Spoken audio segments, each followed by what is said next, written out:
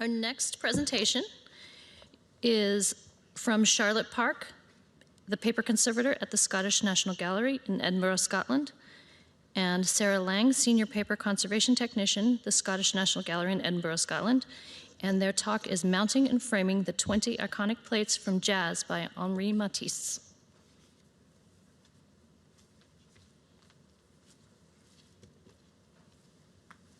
Hello, I'm Charlotte Park, a paper conservator at the National Galleries of Scotland, and I'm presenting today together with my colleague, senior conservation technician, Sarah Laing.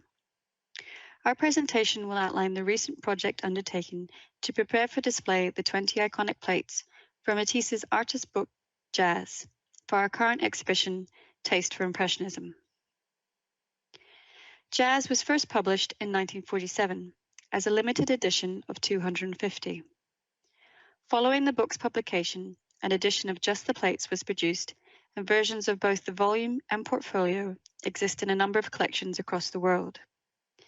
The 20 colourful plates are printed using a stencil technique called pochoir. Each plate is printed on a good quality wove paper measuring 42 by 65.5 centimetres, which is folded down the centre to create a folio page. In addition to the plates, the book also includes 20 folio pages of text, an index page, cover, and slipcase. The NGS copy of Jazz entered the collection in 1980, and since then it has resided in the archive store and remained in its loose-leaf folio state. It's typically been shown as an array of a select few plates within a showcase, with overall a limited display history on record. I was first notified of the desire to include this body of work in what was initially a summer 2021 exhibition by curator Frances Fowle in late 2019. As fortune would have it, global forces took effect and we found ourselves in lockdown with little else to do but contemplate, discuss, and research our possible options. The initial questions we faced were, would this be ethical? Would separating the plates from the volume compromise the artist's intent? Should the plates be viewed in isolation from the text? To what extent is the book format, the turning of the page, a part of the intended experience? Is this something that needs to be considered when deciding the framed aesthetic? Should this be permanent? What would the implications be on future access, interpretation, storage, and cataloguing of the object as a whole? And would this undertaking be sustainable? What would the impacts be on resources, both in terms of time and materials? For collection management and documentation purposes, and through internal discussions with cross-organizational stakeholders, we carefully concluded that Jazz is a book, and that retaining this format was crucial to its integrity as an artwork. However, this distinction does not preclude the option to remove the plates temporarily for display or interpretation. This decision determined that any intervention to frame the plates should be temporary. And it confirmed that any reference to the original book format should be embraced in the framed presentation. For example, the central fold through each plate, the visual cue to the folio spread, was a desirable aspect to retain. It also called into question our cataloguing of the work.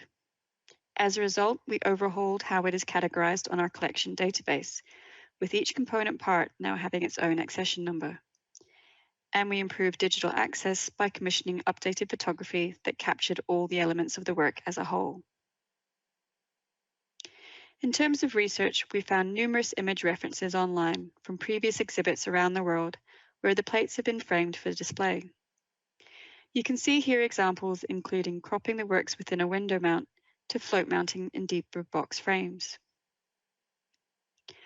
I contacted two institutions, MoMA in New York and the Art Gallery of New South Wales in Sydney, for further advice on how they approached presenting Jazz, and their shared experiences were helpful in setting our own aesthetic parameters for the presentation of the plates. For the frame profile and finish, our curatorial colleagues admired Sydney's white square section approach. They displayed the works in a fresh, contemporary style, which was in keeping with recent presentations of the plates in the landmark exhibition Matisse the Cutouts, hosted by Tate and MoMA in 2014 and 15. They also had the added bonus of fitting in with our existing style of stock frame, and therefore this project provided the opportunity and resources to expand and upgrade our suite of stock frames. With these decisions made, our technical brief was set to devise a hinging method that would allow for temporary but repeat display of the plates, allowing them to be floated within the frame, showing the edges of the work and retaining the 3D quality of the folio page created by the central fold. I'll now hand you over to Sarah to discuss our approach. We began the technical discussion by exploring non-interventive mounting solutions, such as using magnets to hold the works in place or Melanex strips looped around the pages. However, we felt these would be aesthetically distracting in this instance and potentially unreliable long-term. The plates had to be mounted in such a way that they could be packed, stored, framed and reinstalled safely. V-hinges and wheat starch paste would be unseen and provide a strong hold, but it was not ideal to be reapplying and removing hinges depending on future display requests. With this in mind, we came up with the eyelet hinge solution for mounting. We would adhere Japanese paper eyelets to each plate with wheat starch paste, through which we could loop paper tape straps. These straps could be adhered to the mount board for display and later cut and released. The eyelets could remain on the object as unobtrusive patches, allowing the work to be returned to book format. And new paper tape straps could be made and looped through the eyelets again if the framing was requested in the future. We made multiple versions of the eyelet hinge, trying different shapes, sizes and orientations to test structure and strength. Here are some examples of our different tests. We slotted paper straps through and released them several times to test wear and tear of each eyelet. We settled on the one in the top right-hand corner, which is a slightly heavier Japanese paper, folded cross-fibre and slit along one edge. This eyelet hinge only requires a small area to be pasted onto the object, and the cross-fibre fold provides a strong loop to thread the paper tape around that is less likely to tear at the edges. We pasted 4 hinges to test sheets of similarly weighted paper, which we slot hinged to a piece of mount board and left standing vertically for a period to confirm the sheet would not move or the eyelets stretch or tear. Again, we released and remounted these a number of times to get a feel for the process and check for wear and tear. We laid several pages down and found they rested consistently on the same areas. We chose 4 hinging points set into the work. These allowed the pages to hold firmly yet retain their book-like page structure. We created a template to help us uniformly cut 16 boards with slots and hinged each plate to consistent measurements. 4 of the plates had text pages printed on the verso. These required hinges made to half the size to be adhered to different measurements to avoid the text, and required bespoke slotted mount boards to account for the different hinge locations. When pasting, we fashioned Melanex applicators onto which we could slide the eyelet to paste 3 edges. Once this was pasted and placed, we slid a piece of Remy through the eyelet and removed the Melanex applicator. Adhering the eyelets was a lengthy process due to the number of works, scale of each and drying time required. After all eyelets were adhered, we cut 80 long straps of acid-free gummed paper tape, which we pre-folded, so that once threaded through the eyelets, it could be easily adhered back onto itself. We attached a strap to every eyelet.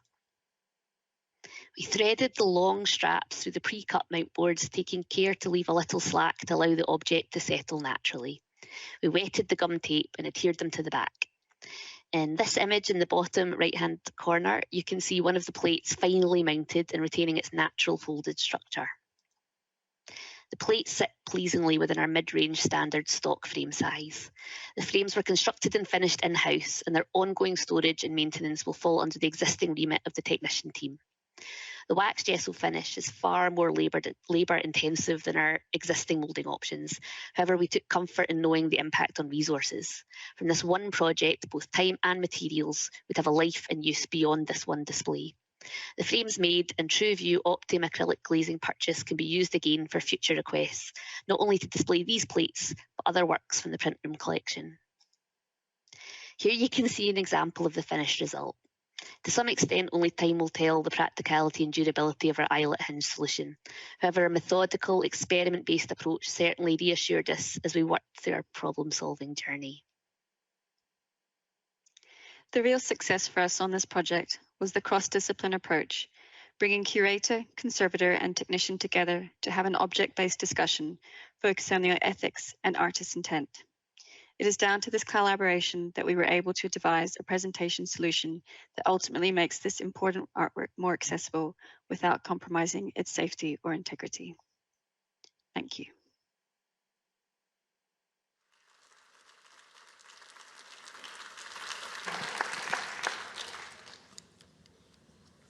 Thank you, Sarah and Charlotte.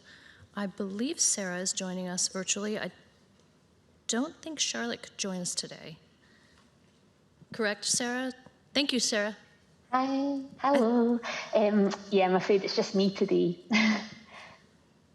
Thank you. It was a wonderful talk. Those are beautiful plates. Have you had to, since it's traveled all over the world, have you had to fine-tune any of the hinges or any of the framing? Well, it's not actually travelled all over the world. It's we're only just deinstalling it from its first time on display framed, which is in our current exhibition at the Royal Scottish Academy called Taste of Impressionism.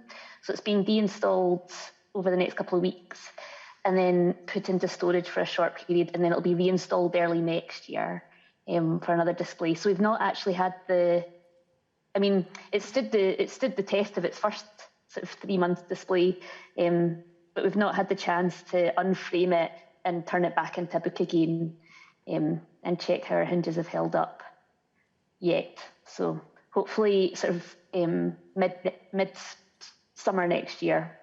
Excellent, excellent. I misunderstood. Sorry, I misunderstood that. Do we have any virtual questions or? Yes, we have. There's a virtual comment that was just speaking to how interesting it is and kind of wonderful that you, as part of your decision making, you were considering the experience of page turning as part of, asking that question, to consider is that part of what we should consider. So that was just a comment. And then there's a question about how did you decide how many eyelets to place and where they were placed? Oh, well, the comment goes well with this question, because the big debate within the organisation was the ethics of mounting a book, of something that was always made to be a book. And so from the very get-go, the question of whether we should even be mounting it at all, that was the idea, the permission we were given to actually mount it up was always that it must retain this book-like appearance and the idea that it is a book. So when we finally decided on the eyelet hinge, we sort of just naturally laid the pages of the book down to see where they wanted to rest. Because obviously the book's been held over time and it's actually been on display quite a lot and looked at quite a lot as a book, and the pages do undulate. And the book, obviously, the weight of the way the book is stored, it's moved over time. So the placement of the eyelet hinges was based on where it naturally wanted to lie when laying on a flat board. And the reason we chose 4 hinges was the sort of 2 hinges at the top we placed horizontally to be the sort of weight-bearing or the load-bearing hinges, and then we placed 2 vertically further down to sort of retain the shape of the book. It's because the central fold contributes to the structure, to its holding its structure. We didn't want it to start sagging at the top and putting too much strain on the top hinges. So that's where the decision was, to put the 2 toward the bottom. So we just didn't want anyone to be able to see that there was even hinges attached. So if we'd put them too close to the edges, you would have seen it pucker where it wanted to pull tight. Thank you. We have a question Sarah. from the house. Okay. So the point of the eyelets was to kind of be more reusable and not be constantly removing and re-adhering. So how is that adjusted, how you guys are going to store the plates now? Or I guess maybe you haven't come to that. Oh, sorry. Oh, that was it. That was the whole point, was that the eyelets should remain on the object once we've unmounted it. So the paper straps are going to be cut off, disposed of, and the eyelets, the sort of they're almost transparent, Japanese paper eyelets stuck in the object. They'll stay on the 20 plates theoretically forever, but obviously at some point someone will probably decide to take them off. And it'll be the whole object, the whole book will be returned back to its volume with the plates inserted in. And then the mount boards with the slots, the measured slots, they're going to be stored in a separate folder, which can be added as an accessory to the object on our database, and sort of pulled out and used as and when it's needed. So, I mean, the point being that its primary storage is going to be in the archive, kept as a book, as the object it was as it was intended to be. And any time it's, if it's going to be put on display, framed in multiple exhibitions, it might be stored temporarily in its frames, but that's never to be its permanent sort of state of storage. Great, thank you so much. Our institution just acquired one of the portfolios, so timely. Oh yeah. Oh, I'm excited to see how you tackle it.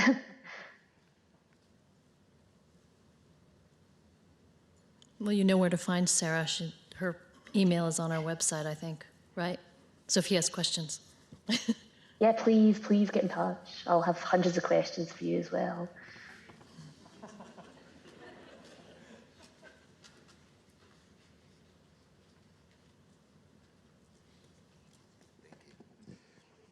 So I had a question about the aesthetic of the open book. You said that you used 4 eyelets for each plate. Did you position one of those to keep the book fold in the center in position, or is that just done by the natural lay of the page? Yeah, the eyelets were placed just based on gravity, where when the book's laid flat on a piece of card, the fold does want to sit down, and then there was sort of 4 other very obviously prominent touching points on the page, and we actually didn't have to do. The fold is so strong; it's been stored folded for such a long time. It's got such a strong memory in the crease. It really doesn't want to come forward or flatten out at all. But what we did is we made a template and we sat each one on the in order to center it on the mount board. We had a sort of Melinex template, and we marked where the fold was, and we centered each plate to line up the center of the fold on this line, so that the eyelets are the eyelet slots. When we went to cut the slots in the board, there may be slightly different millimeter measurements on each board. But it's sort of guaranteed that the central fold would always be in the center of the mount board each time. I hope that makes sense. That did, yeah. Okay.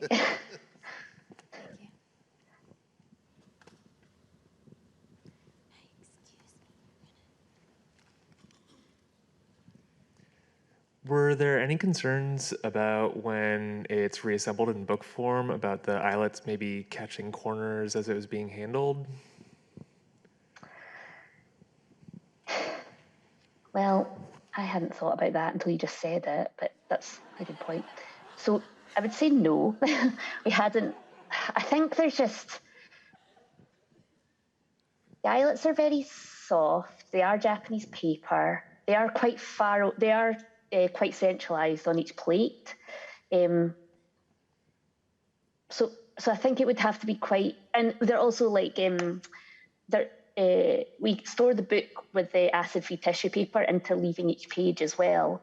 So they're not sort of stored, because obviously the book, although this is the first time it's been mounted and framed, it has been on display a lot and it is handled quite a lot. It's sort of quite a popularly requested item in our archive that the public like to come and visit. And the archivist always sits with them, they wear gloves, and they do leaf through the pages. So I think we had the same handling concerns that we always have with the object. And we'd already put certain things in place to try and prevent damage being done to the book. I think we had a little bit of concern. This is why we mounted it up. Sorry, a dog's howling outside my window. This is why we we mounted up a few test pages because we had a little concern about the sort of thickness of the hinges showing through the paper. But after doing the tests, we were quite satisfied that wasn't a problem. And the way the book sits, it's not. It's in its slipcase, and there's never weight on top of the pages. It's not sort of pressed together when it's held together. So I think we were pretty confident that the hinges would be unobtrusive and certainly wouldn't cause further damage to the object in handling. Thank you. Do we have any more questions from the virtual audience or from the House? Great. Thank you, Sarah. Thanks very much.